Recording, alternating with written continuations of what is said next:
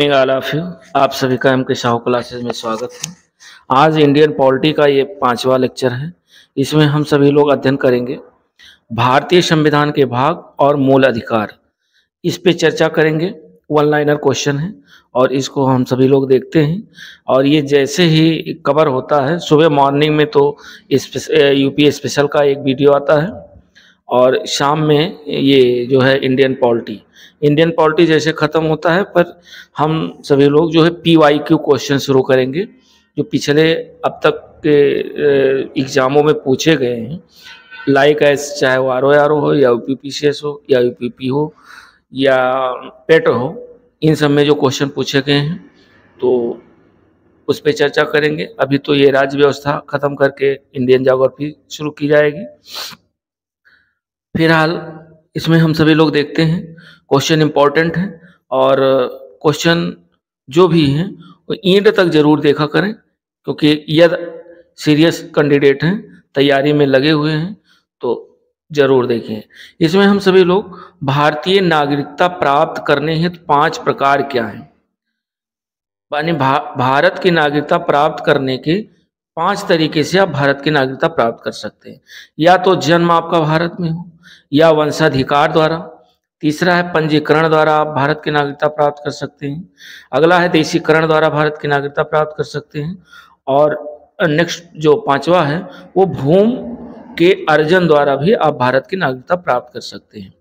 अगला पॉइंट कह रहा है कि भारतीय संविधान किस प्रकार की नागरिकता प्रदान करता है, तो भारतीय संविधान एकल नागरिकता प्रदान करता है। नेक्स्ट पॉइंट की तरफ हम चलते हैं। कह रहा है संयुक्त राज्य अमेरिका USA ने दोहरी नागरिकता के सिद्धांत को अपनाया, यानी USA में दोहरी नागरिकता है जबकि भारत में एकल नागरिकता की नीति अपनाई गई है। नेक्स्ट जो आपका पॉइंट है, कह रहा है नागरिक संशोधन अधिनियम 2019 CCA में किन देशों के हिंदू, बौद्ध, सिख, जैन, पारसी और ईसाई नागरिकों को भारत की नागरिकता प्रदान करने का प्रावधान किया गया है। यानी जो नागरिक संशोधन अधिनियम 2019 व CAA के तहत उसमें हिंदू किस देश के हैं, बौद्ध और सिख, जैन, पारसी और ईसाई के नागरिकों को जो नागरिकता प्रदान की गई है वो कहाँ कहाँ के हैं, तो वो हैं पाकिस्तान, बांग्लादेश और अफगानिस्तान।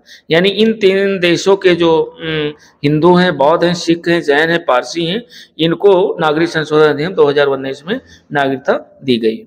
नेक्स्ट पॉइंट से भारतीय नागरिक की नागरिकता किस आधार पर समाप्त हो सकती है, तो भारतीय नागरिक की जो नागरिकता है, यदि कोई भी भारतीय नागरिक उसको नागरिकता को परित्याग करता है या पर्यावसान के द्वारा या वंचना के आधार पर, या तो सरकार ने उससे वंचित कर दिया है नागरिकता से, तो ये 3 तरीके से नागरिकता की समाप्ति हो सकती है। नेक्स्ट पॉइंट की तरफ देखते हैं कि भारत से बाहर लगातार कितने वर्षों तक रहने पर भारतीय नागरिकता समाप्त कर दी जाएगी। यानी 7 वर्ष तक यदि भारत से आप बाहर रहते हैं तो आपके भारत की नागरिकता समाप्त कर दी जाएगी। अगला पॉइंट है कि प्रवासी भारतीय दिवस कितने समय अंतराल पर मनाया जाता है, तो जो बहुत इंपॉर्टेंट क्वेश्चन है ये, प्रवासी भारतीय दिवस प्रति 2 वर्षों पर मनाया जाता है। वेरी वेरी इंपॉर्टेंट क्वेश्चन है अपकमिंग सभी एग्जामों के लिए। नेक्स्ट क्वेश्चन यानी नेक्स्ट पॉइंट की तरफ अगर देखते हैं तो अगला कह रहा है कि नागरिकता से संबंधित प्रमुख अनुच्छेद क्या है। इनको देख लेते हैं, अनुच्छेद और विषयवत। अनुच्छेद 5 में, अनुच्छेद जो 5 कह रहा है वो संविधान लागू होने के समय की जो नागरिकता थी वो अनुच्छेद 5 के अंतर्गत। अनुच्छेद 6 में पाकिस्तान से भारत को प्रव्रजन करने वाले व्यक्तियों को नागरिकता का अधिकार दिया गया था, ये अनुच्छेद 6। अनुच्छेद 7 में पाकिस्तान से प्रव्रजित व्यक्तियों के नागरिकता के अधिकार से संबंधित है। अनुच्छेद 8 है भारतीय मूल के उन लोगों को नागरिकता अधिकार जो भारत के बाहर रह रहे हैं, ये अनुच्छेद 8 में है। अनुच्छेद 9 कह रहा है कि जिस व्यक्ति ने स्वेच्छा से विदेशी नागरिकता प्राप्त कर ली है उसकी भारतीय नागरिकता समाप्त मान ली जाएगी, अनुच्छेद 9 में। अनुच्छेद 10 कह रहा है नागरिकता संबंधी अधिकारों की निरंतरता, और अनुच्छेद 11 संसद द्वारा कानून बनाकर नागरिकता अधिकारों का नियमन। नेक्स्ट पॉइंट है, कह रहा है लक्ष्मी मल सिंधवी समिति किससे संबंधित है, बहुत इंपॉर्टेंट ये पॉइंट है कि लक्ष्मीमल जो सिंधवी समिति है वह दोहरी नागरिकता से संबंधित है। अगला जो पॉइंट है वो कह रहा है कि किसी व्यक्ति के द्वारा भारतीय बैंकों में धन जमा करके भारत की नागरिकता क्या मिल सकती है, तो नहीं, कोई भी व्यक्ति भारत में धन जमा करके भारत की नागरिकता नहीं प्राप्त कर सकता है। नागरिकता प्राप्त करने के 5 पॉइंट ऊपर बताए गए, उसी के जरिए आप भारत की नागरिकता प्राप्त कर सकते हैं।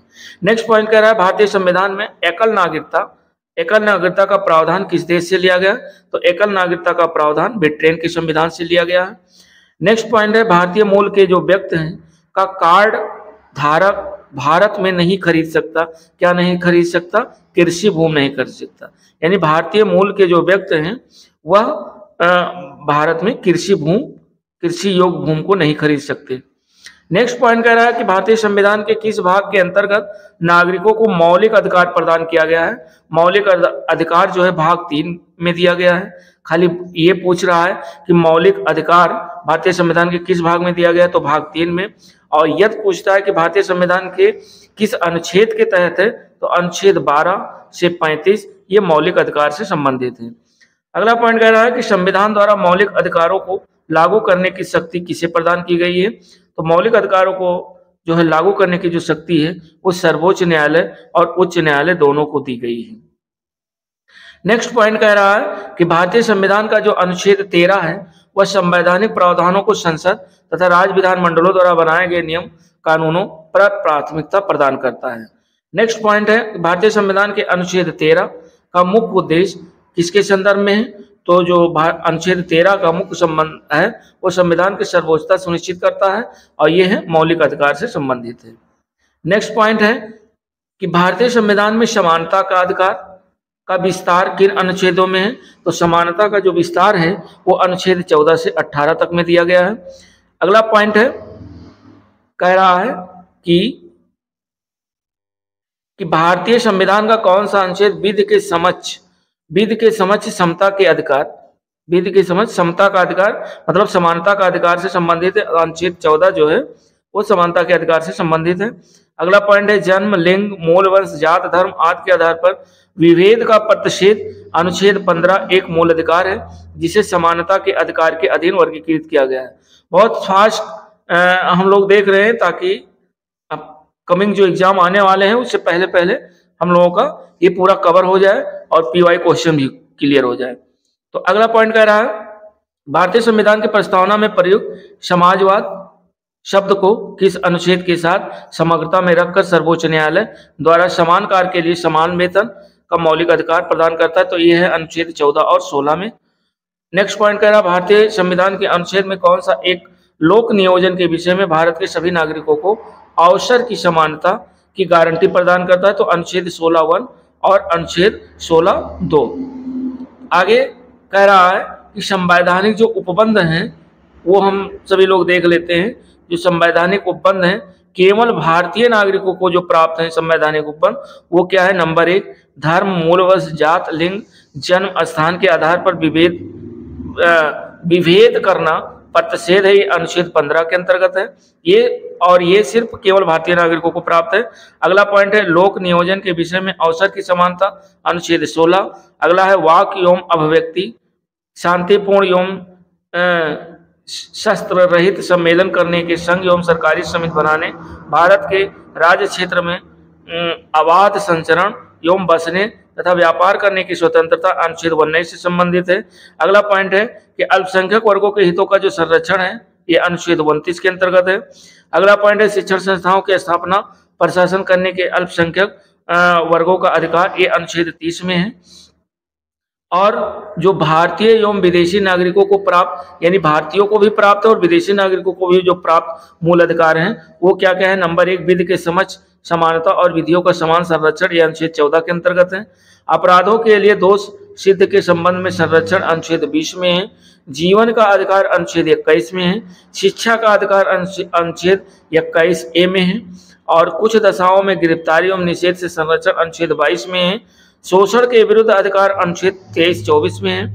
और अगला जो पॉइंट है वो है धर्म एवं संस्कृति की स्वतंत्रता का जो अधिकार अनुच्छेद 25, 26, 27 और 28 ये अनुच्छेद संबंधित है। यहाँ से इतने में से, इतने टॉपिक में से एक को ना एक क्वेश्चन हर एग्जाम में लगभग में पूछे ही जाते हैं। तो आगे देखिए, आगे कह रहा है संविधान के किस अनुच्छेद के अंतर्गत अस्पृश्यता, बहुत इंपॉर्टेंट है, अस्पृश्यता का उन्मूलन किया गया। ये अनुच्छेद 17 में अस्पृश्यता का उन्मूलन किया गया है। अगला पॉइंट कह रहा है कि संविधान में अस्पृश्यता परिभाषित नहीं है। अस्पृश्यता निवारण अधिनियम 1955 के अंतर्गत अस्पृश्यता को बढ़ावा देना एक दंडनीय अपराध है। नेक्स्ट पॉइंट कह रहा है अनुच्छेद 18 का संबंध किससे है? तो अनुच्छेद 18 का जो संबंध है उपाधियों के अंत से है। ये भी पीसीएस 2018 में ये क्वेश्चन पूछा गया था।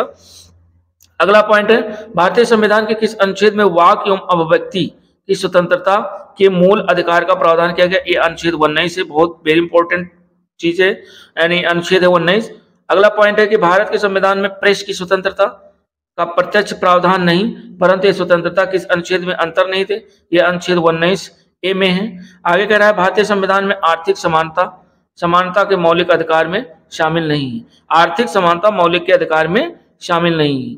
अगला पॉइंट हम लोग देखते हैं, कह रहा वाक और अभिव्यक्ति की जो स्वतंत्रता है अनुच्छेद 19(1)A के अंतर्गत, अनुच्छेद 19 के अंतर्गत जो 6 स्वतंत्रताएं हैं कौन कौन है? शांतिपूर्ण हथियार रहित सम्मेलन का अधिकार, ये अनुच्छेद 19(1)B के अंतर्गत है। अगला कह रहा है संगम या संघ या सहकारी समिति बनाने का अधिकार, अनुच्छेद 19(1)C के अंतर्गत है। अगला है भारत के राज्य क्षेत्र में अबाध संचरण का अधिकार, अनुच्छेद 19(1)D के अंतर्गत है।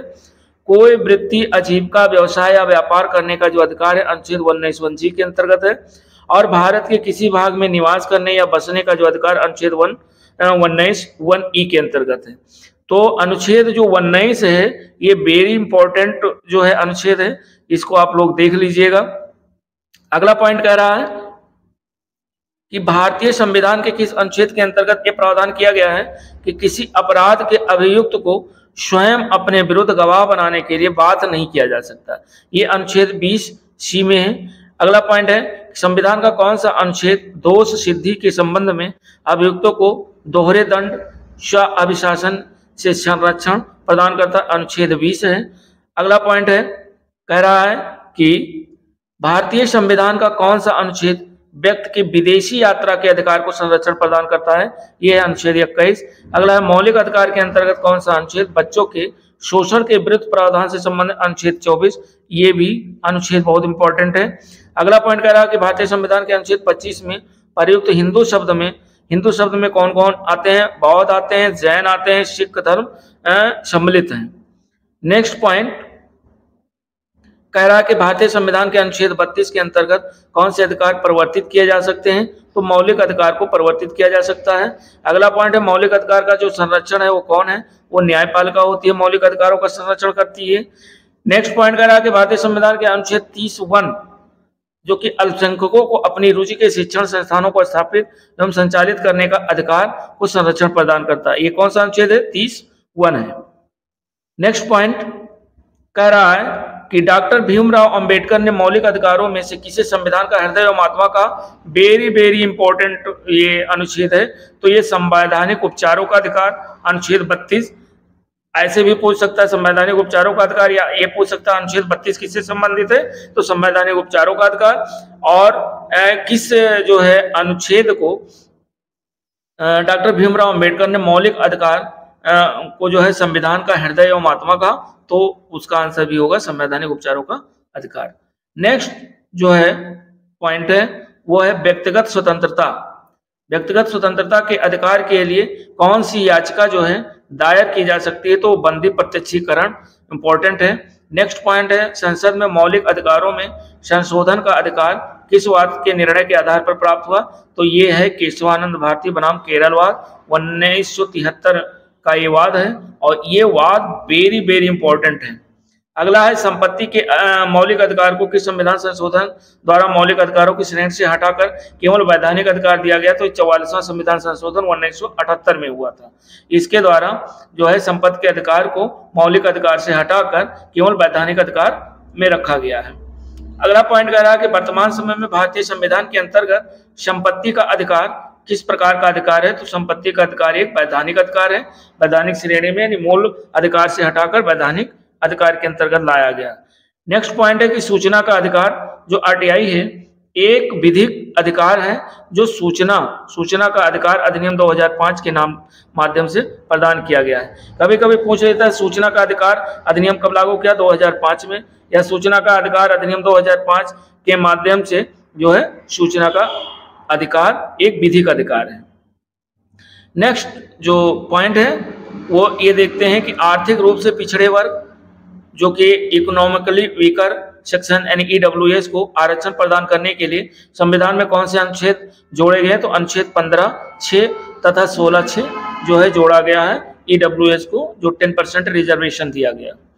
नेक्स्ट पॉइंट है 6 से 14 वर्ष के आयु के बच्चों को प्रदत्त शिक्षा का अधिकार किस प्रकार का अधिकार है? ये मूल अधिकार है। वेरी वेरी इंपॉर्टेंट जो है मूल अधिकार है ये 6 से 14 वर्ष जो बच्चों के प्रदान किया गया है जो मूल अधिकार। अगला पॉइंट है कि भारतीय संविधान द्वारा प्रदत्त संवैधानिक उपचारों का अधिकार एक गैर नागरिकों को भी उपलब्ध है। नेक्स्ट पॉइंट हम लोग देखते हैं, कह रहा है कि कौन सा मूल अधिकार राष्ट्रीय आपातकाल यानी जो है नेशनल इमरजेंसी अनुच्छेद 352 में भी समाप्त या सीमित नहीं किया जा सकता है? वो व्यक्तिगत स्वतंत्रता का अधिकार, जीवन का अधिकार। नेक्स्ट पॉइंट है बंधुआ मजदूर उन्मूलन अधिनियम संसद द्वारा किस वर्ष पारित किया गया? तो बंधुआ मजदूर उन्मूलन अधिनियम 1976 में पारित किया गया था। नेक्स्ट पॉइंट और आखिरी पॉइंट है, इसमें देख लेते हैं मूल अधिकार और अनुच्छेद। देखिए समानता का अधिकार बहुत इंपॉर्टेंट है, कभी कभी मैचिंग करने के लिए भी आ सकता है। तो जो समानता का अधिकार है वो अनुच्छेद 14 से 18 के अंतर्गत है। स्वतंत्रता का अधिकार अनुच्छेद 19 से 22। शोषण के विरुद्ध अधिकार ये है अनुच्छेद 23 से 24। धर्म की स्वतंत्रता का अधिकार अनुच्छेद 25 से 28। संस्कृत और शिक्षा संबंधी अधिकार अनुच्छेद 29 से 30 और संवैधानिक उपचारों का जो अधिकार है वो अनुच्छेद 32 के अंतर्गत है। तो दोस्तों वीडियो कैसी लगी? अच्छी लगी तो लाइक, शेयर और सब्सक्राइब करिएगा, और ऐसे ही फास्ट रिवीजन के साथ हम लोग जल्दी कवर कर लेंगे। और ये लेक्चर नंबर 5 है, मॉर्निंग में आपका जो है यूपी स्पेशल आएगा, और जल्दी ये कवर हो जाए तो फिर हम PYQ जो है PYQ क्वेश्चन शुरुआत करेंगे, और वो क्वेश्चन होंगे आपके जैसे ROA वो हो गए ROA या आप ये कह लीजिए UPPCS, और तीसरा है UPP। तो ये सब से जो क्वेश्चन पूछे गए हैं पिछले 10 साल के जो पेपर में, तो उससे संबंधित जो है जीके वो शुरू किए जाएंगे, पहले ये कवर हो जाए। तो दोस्तों नमस्कार, फिर मिलते हैं अगले वीडियो के साथ। तब तक के लिए हमें इजाज़त दीजिए और